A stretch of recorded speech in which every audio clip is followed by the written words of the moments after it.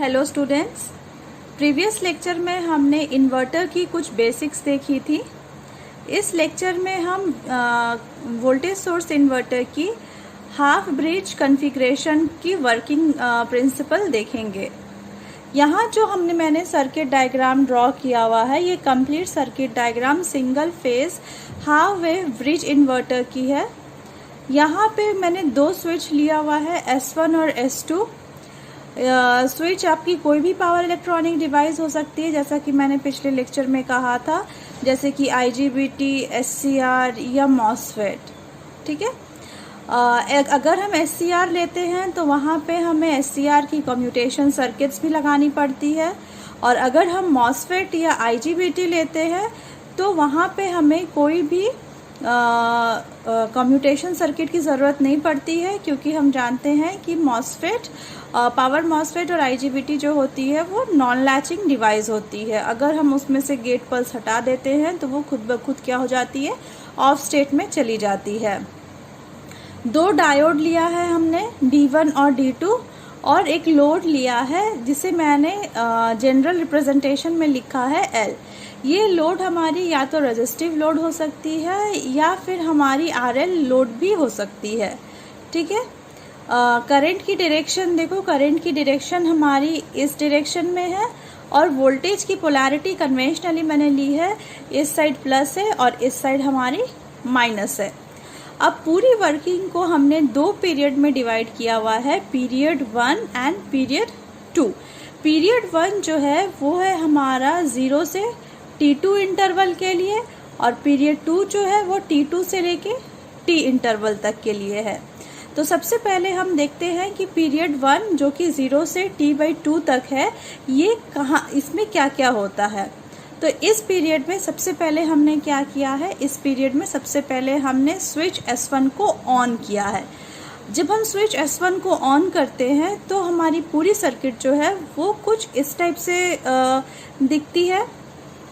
S1 चूँकि on है तो यहाँ से शॉर्ट हो गया है, S2 खुली हुई है, ऑफ स्टेट में है, तो यहाँ से सर्किट ओपन है। D1 और D2 भी हमारी क्या है, ऑफ स्टेट में है, तो यहाँ से सर्किट हमारी ओपन है।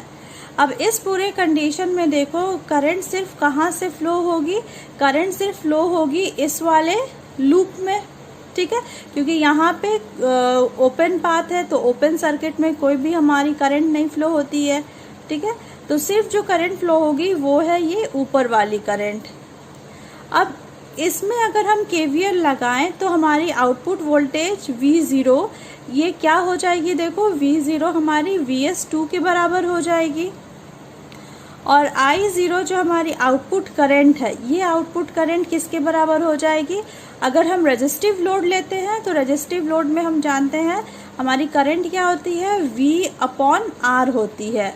ठीक है, तो यहाँ पे आउटपुट करंट क्या हो जाएगी, आउटपुट करंट हो जाएगी V0 जो कि हमारी वोल्टेज है, आउटपुट वोल्टेज अपॉन R जो हमारी लोड में रेजिस्टेंस लगी हुई है। अब देखो पीरियड 2 आता है। पीरियड 2 में क्या हो रहा है, पीरियड 2 में हमने क्या किया, हमने S1 को ऑफ कर दिया और S2 को ऑन कर दिया। अगर MOSFET या IGBT हमने ली हुई है तो सिंपली हम ऑफ करने के लिए क्या करेंगे, जो गेट पल्स दे रहे थे वो गेट पल्स को हम हटा लेंगे। ठीक है, तो उससे क्या हो जाएगी, हमारी जो पावर MOSFET या IGBT है वो ऑफ हो जाएगी। पर अगर हम SCR लेते हैं तो उसके लिए कम्यूटेटिंग सर्किट की ज़रूरत पड़ेगी, जिससे कि SCR हमारा क्या हो जाए, SCR हमारा ऑफ हो जाए, है ना। तो यहाँ देखो, अगर हम ऐसा करते हैं, S1 को ऑफ करते हैं और S2 को ऑन करते हैं, तो उससे सर्किट जो है ये मॉडिफाई होके कुछ इस टाइप से दिखेगी। S1 देखो, S1 चूंकि ऑफ है तो यहाँ पे ओपन सर्किट हो गया, S2 ऑन है तो यहाँ पे शॉर्ट सर्किट हो गया है। D1 और D2 क्या होगा, D1 और D2 हमारा क्या हो जाएगा, ऑफ है, तो यहाँ से हमारी क्या हो जाएगी, ये ओपन हो जाएगी सर्किट। ठीक है, तो अब इस पूरे सर्किट में जो करंट है वो कहाँ से सिर्फ फ्लो करेगा, वो इस नीचे वाले सर्किट में फ्लो करेगा, नीचे वाले पाथ में फ्लो करेगा, क्योंकि ऊपर की पाथ क्या हो रही है, हमारी ओपन हो रही है ना। अब इस कंडीशन में अगर हम नीचे वाले सर्किट में KVL लगाते हैं तो KVL लगाने से क्या मिलेगा हमें, देखो V0 क्या हो जाएगी, माइनस VS/2, ठीक है। V0 हो जाएगी हमारी माइनस VS/2 और I0 क्या हो जाएगी, I0 चूंकि रेजिस्टिव लोड है तो V0 अपॉन R हो जाएगी। तो V0 क्या है, माइनस VS/2 है, तो I0 क्या हो जाएगा, माइनस VS/2R, ठीक है। अब इस पूरे पीरियड को पीरियड 1 और पीरियड 2 को अगर हम प्लॉट करें अपने ग्राफ पे, प्लॉट बनाए, तो इसका प्लॉट कैसा बनेगा, ये देखो, ये मैंने सप्लाई वोल्टेज ले लिया है VS, जो कि एक DC वोल्टेज है ना। अब आउटपुट वोल्टेज देखो, 0 से T/2 के लिए आउटपुट वोल्टेज की मान क्या आ रही है, VS/2। तो ये क्या हो जाएगी, ये चूंकि ये VS है तो इसकी मान से आधी मान की यहाँ पे मैंने ड्रॉ कर दी है पॉजिटिव। I0 क्या हो जाएगी, I0 होगी तुम्हारी V0/R, मतलब VS/2R। तो ये जो वैल्यू है ये कितनी हो जाएगी, ये हो जाएगी हमारी VS/2R, ठीक है। अब हम दूसरी पीरियड में देखते हैं। दूसरी पीरियड हमारी है T/2 से T तक। तो T/2 से T तक क्या हो रहा है, V0 हो रहा है हमारा माइनस VS/2। तो क्या हो जाएगा, देखो अब ये तो है हमारा क्या, ये है हमारा प्लस VS/2, तो माइनस VS/2 कहाँ चला गया हमारा, माइनस VS/2 हमारा चला गया नेगेटिव एक्सिस पे, ठीक है। और करंट भी कहाँ चला जाएगा, करंट भी है माइनस VS/2R, तो करंट भी चला जाएगा हमारा ये नेगेटिव एक्सिस पे। तो देखो एक कंप्लीट टाइम पीरियड कहाँ से कहाँ हो रहा है, 0 से T हो रहा है। 0 से T में देखो क्या मिल रहा है, एक बार हमें पॉजिटिव साइकिल मिल रही है VS/2, एक बार हमें नेगेटिव साइकिल मिल रही है माइनस VS/2, ठीक है। तो उस इनपुट पे क्या था हमारा, इनपुट पे था हमारा DC। आउटपुट पे क्या मिल रहा है हमारा, आउटपुट पे हमें मिल रहा है स्क्वायर वेव, जिसकी एक हाफ जो है वो पॉजिटिव में है और एक हाफ हमारी नेगेटिव में है, ठीक है। पर हमारी AC होती कैसी है, AC होती है, हमने देखा है AC हमारी साइनोसॉइडल होती है, ठीक है। लेकिन यहाँ मिल क्या रहा है हमें मिल रहा है एक स्क्वायर वेव। तो क्यों साइनोसॉइडल ना मिलके हमें स्क्वायर वेव मिल रहा है, रीजन ये है कि मिलना चाहिए था हमें, कैसा मिलना चाहिए था हमें, ऐसा साइनोसॉइडल। देखो जी ये रेड हमारा मार्क है, मिलनी चाहिए थी ऐसी, पर मिल रही है हमें ऐसी। ये होता है क्योंकि हमारी आउटपुट में कुछ हार्मोनिक्स होती है। इन हार्मोनिक्स के चलते क्या होता है, जो साइनोसॉइडल वेव है वो डिस्टॉर्शन उसमें होती है, डिस्टॉर्शन के चलते वो बन जाता है हमारा स्क्वायर वेव।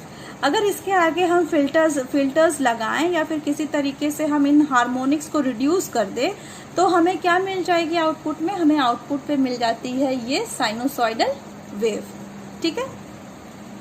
अब देखो इस पूरे वेव फॉर्म में अगर हम देखें कि हमारी एवरेज आउटपुट वोल्टेज क्या है, तो एवरेज आउटपुट वोल्टेज निकालने का फॉर्मूला ये तो जनरल सा फॉर्मूला है जो आप लोगों को पता होगा। तो V0 equal to 1 upon time period integration 0 से टाइम पीरियड जो भी सिग्नल है dt, ठीक है। इसको अगर आप सॉल्व करोगे तो इसे सॉल्व करके हमें मिल जाएगा last expression V0 is equal to VS upon 2, ठीक है। तो ये जो वेव फॉर्म, ये जो सर्किट एनालिसिस हमने की है, ये है हमारी single phase half bridge configuration की, ठीक है। अब पूरे से कंक्लूजन क्या निकलता है, पूरे से कंक्लूजन हमारा ये निकलता है कि इन्वर्टर के आउटपुट पे जो हमें वोल्टेज मिलती है वो वोल्टेज हमारी साइनोसॉइडल नहीं होती है, उस वोल्टेज का शेप हमारा स्क्वायर वेव होता है। और ये ऐसा इसलिए होता है क्योंकि हमारे इन्वर्टर के आउटपुट में कुछ हार्मोनिक कंपोनेंट्स प्रेजेंट होते हैं जो कि हमारी वेव को डिस्टॉर्ट करते हैं। और अगर हम इस हार्मोनिक कंटेंट को हटा दें तो क्या हो जाएगा, तो हमें आउटपुट पे एक साइनोसॉइडल वेव मिलेगी। अब हम इस हार्मोनिक को कैसे हटा सकते हैं ये हम आगे की लेक्चर्स में देखेंगे। और हम अपनी स्विच S1 और S2 को गेटिंग पल्स या गेट सिग्नल कैसे प्रदान करते हैं ये भी हम कहाँ देखेंगे, ये भी हम आगे की लेक्चर में PWM टेक्निक्स में देखेंगे। Thank you.